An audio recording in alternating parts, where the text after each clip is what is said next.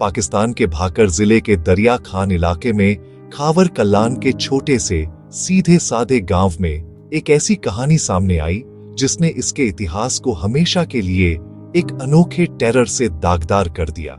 ये फिक्शन या फोल्कलोर की कहानी नहीं है, ये ह्यूमन डिप्रेविटी की गहराइयों का एक चिलिंग टेस्टामेंट है।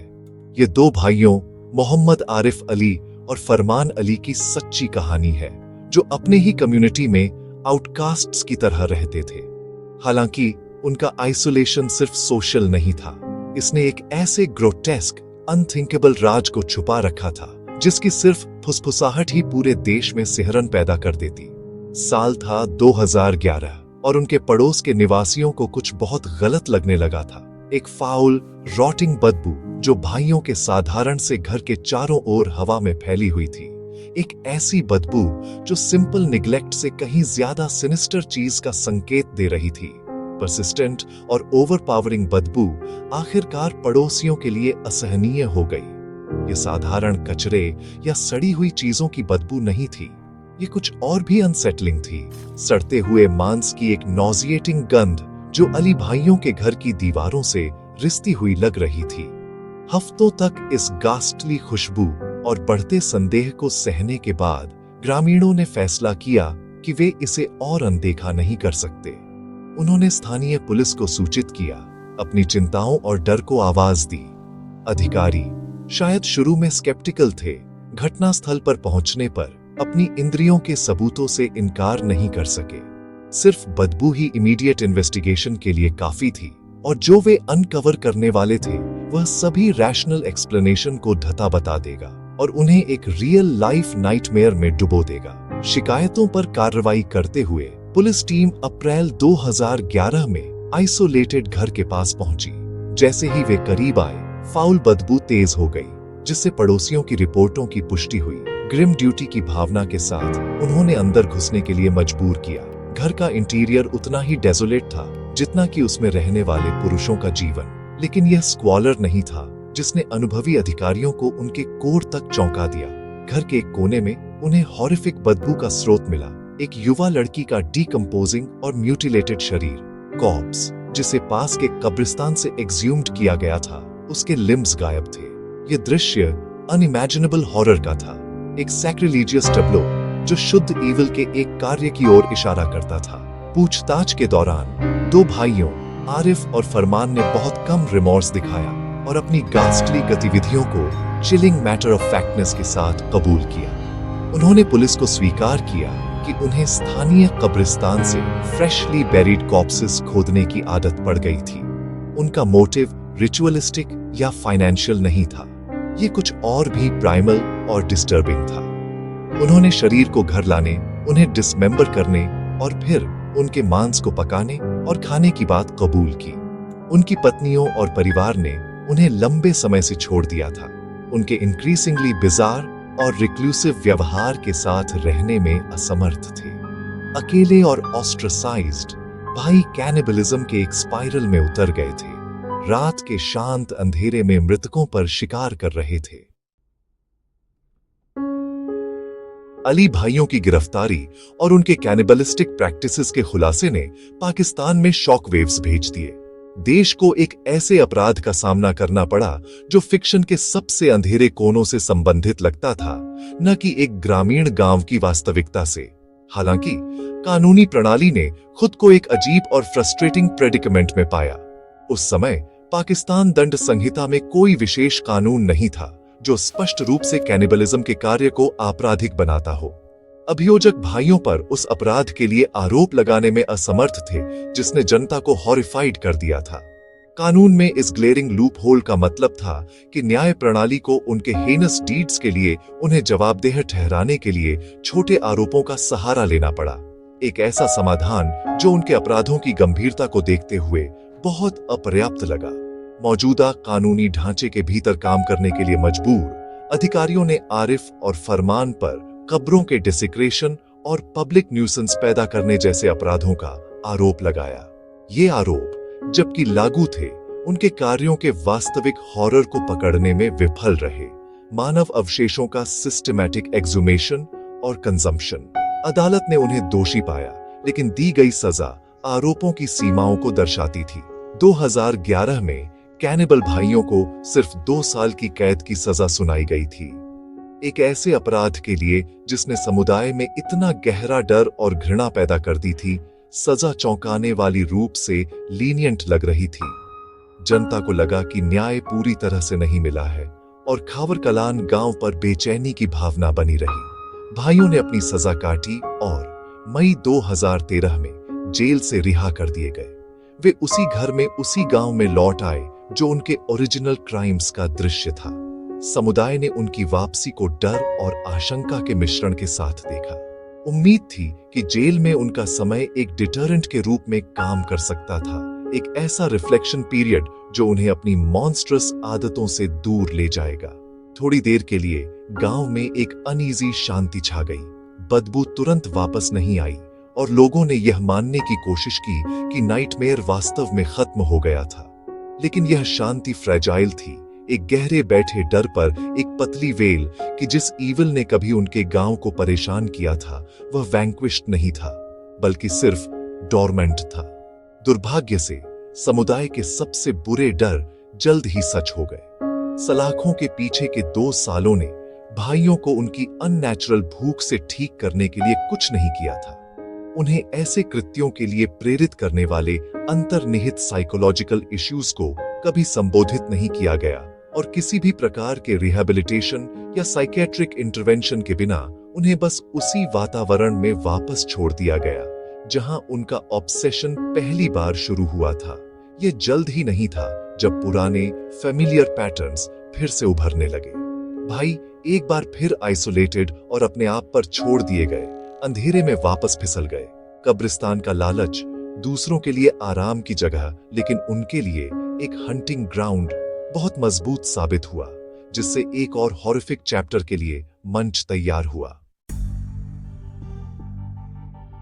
अप्रैल 2014 तक उनकी रिहाई के 1 साल से भी कम समय के बाद इतिहास ने अपनी ग्रिम रेपिटेशन शुरू कर दी। अली भाइयों के घर के पास रहने वाले निवासियों ने एक बार फिर पड़ोस में सड़ते हुए मांस की अनमिस्टेकेबल हॉरिफाइंग बदबू महसूस की। फेमिलियर ड्रेड वापस आ गया, इस बार और मजबूत, चिलिंग डेजा व्यू की भावना के साथ मिला हुआ। वे तुरंत समझ गए कि यह बदबू क्या दर्शाती है। उनके पिछले अनुभव ने उन्हें मौत की इस विशिष्ट गंध को पहचानने के लिए सिखाया था और वे जानते थे कि भाइयों ने अपनी अनस्पीकेबल गतिविधियों को फिर से शुरू कर दिया था। समय बर्बाद किए बिना टेरिफाइड पड़ोसियों ने एक बार फिर पुलिस को सूचित किया। उनकी आवाजें पैनिक और अपने गांव को फिर से परेशान करने वाले हॉरर को खत्म करने के लिए एक डेस्परेट प्ली से भरी हुई थी। पुलिस अब भाइयों के इतिहास से पूरी तरह वाकिफ थी, तुरंत हरकत में आई। 14 अप्रैल 2014 को उन्होंने दूसरी बार घर पर छापा मारा। जो दृश्य उन्हें मिला वह 3 साल पहले मिले दृश्य से भी ज्यादा ग्रूसम था। भाइयों के रिलैप्स का सबूत इमीडिएट और अनडिनाएबल था। इस बार अधिकारियों ने एक युवा बच्चे का कटा हुआ सिर पाया, जिसे बाद में एक नवजात शिशु या टॉडलर बताया गया, जो घर में पड़ा हुआ था। यह दृश्य स्टमक चर्निंग था, एक स्टार्क पुष्टि कि भाइयों की डिप्रेविटी की कोई सीमा नहीं थी और जेल में उनके समय से थोड़ी भी कम नहीं हुई थी। घर सिर्फ एक घर नहीं था, यह एक बार फिर मृतकों के लिए एक कसाई की दुकान बन गया था। परिसर की तलाशी में और अधिक हॉरिफिक खोजें हुई, जिन्होंने उनके नए कैनिबलिस्टिक रिचुअल्स की पूरी तस्वीर पेश की। बच्चे के सिर के साथ पुलिस को मानव मांस वाले बर्तन मिले, जिन्हें भोजन के लिए तैयार किया जा रहा था। रसोई किसी भी सामान्य घर में पोषण की जगह उनके गूलिश फीस्ट्स के लिए एक मकाब्र प्रयोगशाला में बदल गई थी। मानव हड्डियां संपत्ति के चारों ओर बिखरी हुई थीं, उनके पिछले भोजन के ग्रिम रेलिक्स। भाइयों में से एक, आरिफ, को घटना स्थल पर ही पकड़ लिया गया। अपने अपराधों के सबूतों के बीच रंगे हाथों पकड़ा गया। उसका भाई फरमान भागने में कामयाब रहा, लेकिन कुछ घंटों बाद अधिकारियों द्वारा पकड़ लिया गया, गांव के बाहर छिपा हुआ पाया गया। एक बार हिरासत में लेने के बाद भाइयों ने बिना किसी हिचकिचाहट के अपने अपराधों को फिर से कबूल कर लिया। उनके बयानों ने पुष्टि की कि जेल से उनकी रिहाई केवल एक इंटरप्शन थी, उनके कैनिबलिज्म का अंत नहीं। उन्होंने स्थानीय कब्रिस्तान में लौटने, एक हाल ही में दफन बच्चे की ताजी कब्र खोदने और शरीर को घर ले जाने की बात स्वीकार की। आरिफ ने कथित तौर पर जांचकर्ताओं को बताया कि उसके भाई फरमान ने कॉर्प्स को घर लाया था, जिसके बाद उन्होंने मिलकर उसके कुछ हिस्सों को पकाया और खाया था। उनकी कन्फेशन की चिलिंगली स्ट्रेट फॉरवर्ड प्रकृति ने सहानुभूति या उनके कार्यों की गंभीरता की समझ की गहरी कमी को उजागर किया, जो गंभीर और अनसुलझे साइकोलॉजिकल डिसऑर्डर्स की ओर इशारा करती है जिन्हें पनपने दिया गया था और उन्हें उसी अंधेरे रास्ते पर वापस ले जाया गया था। 2014 में अली भाइयों की दूसरी गिरफ्तारी ने सार्वजनिक आक्रोश को फिर से जगा दिया और पाकिस्तान की कानूनी और आपराधिक प्रणाली में ग्लेरिंग कमियों को सामने ला दिया। यह तथ्य कि ये लोग अपनी रिहाई के इतनी जल्दी बाद अपने जघन्य अपराधों को दोहराने में सक्षम थे, न्याय की कैटास्ट्रोफिक विफलता के रूप में देखा गया। मुख्य समस्या कैनिबलिज्म के खिलाफ एक विशिष्ट कानून की अनुपस्थिति बनी रही। हालांकि इस बार अभियोजन पक्ष एक अधिक सब्सटैंशियल पनिशमेंट हासिल करने के लिए दृढ़ था। कानूनी लूपहोल को दरकिनार करने के लिए उन्होंने पाकिस्तान के आतंकवाद विरोधी अधिनियम को रचनात्मक रूप से लागू किया, यह तर्क देते हुए कि भाइयों के कार्य, कब्रों का डिसिक्रेशन और मानव मांस का सेवन न केवल नैतिक रूप से रिपग्नेंट थे, बल्कि समुदाय में टेरर और डर फैलाने के लिए डिजाइन किए गए कार्य भी थे, जिसमें वे डिमॉन्स्ट्रेबली सफल रहे थे। यह नई कानूनी रणनीति प्रभावी साबित हुई।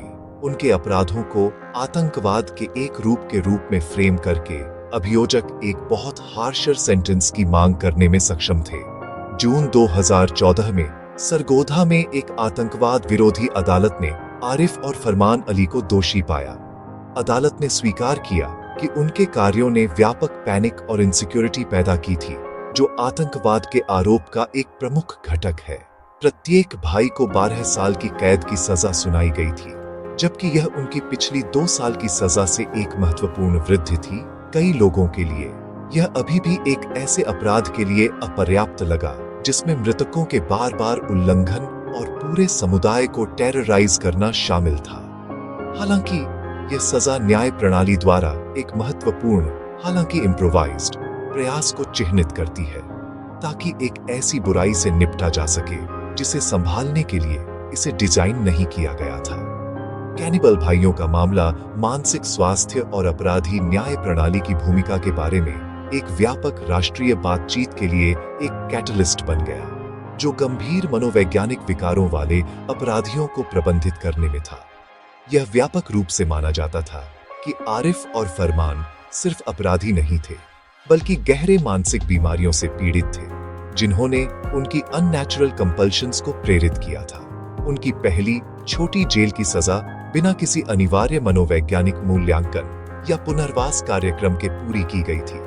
उन्हें समाज में उन्हीं गहरे परेशान व्यक्तियों के रूप में रिहा किया गया था जो जेल में प्रवेश कर चुके थे, जिससे उनका रिलैप्स लगभग इनेविटेबल हो गया था। इस मामले ने करेक्शनल सिस्टम के भीतर मानसिक स्वास्थ्य इंफ्रास्ट्रक्चर की महत्वपूर्ण आवश्यकता को उजागर किया, ताकि अपराध के ऐसे हॉरिफाइंग चक्रों को रोका जा सके। अंततः मोहम्मद आरिफ और फरमान अली की कहानी को पाकिस्तान के इतिहास के सबसे हॉरिफाइंग और बिजार आपराधिक मामलों में से एक के रूप में याद किया जाता है। ये एक चिलिंग अकाउंट है जो एक्सट्रीम पॉवर्टी, सोशल आइसोलेशन, गहरे मानसिक बीमारी और एक कानूनी प्रणाली के बीच के इंटरसेक्शन को उजागर करता है, जो अनथिंकेबल के लिए तैयार नहीं थी। उन्होंने अपने गांव में जो डर पैदा किया वह पैल्पेबल था। यह जानने से पैदा हुआ एक टेरर कि कब्र की पवित्रता की गारंटी नहीं थी और एक मॉन्स्ट्रस भूख उनके बीच छिपी हुई थी। यह मामला एक स्टार्क और कॉशनरी टेल के रूप में खड़ा है, एक ग्रिम रिमाइंडर कि समाज को न केवल अपराध से निपटना चाहिए, बल्कि उस गहरी बैठी बीमारी से भी निपटना चाहिए जो कभी-कभी इसे प्रेरित कर सकती है। ऐसा न हो कि जिन नाइटमेयर्स के बारे में हम पढ़ते हैं वे हमारी वास्तविकता बन जाएं।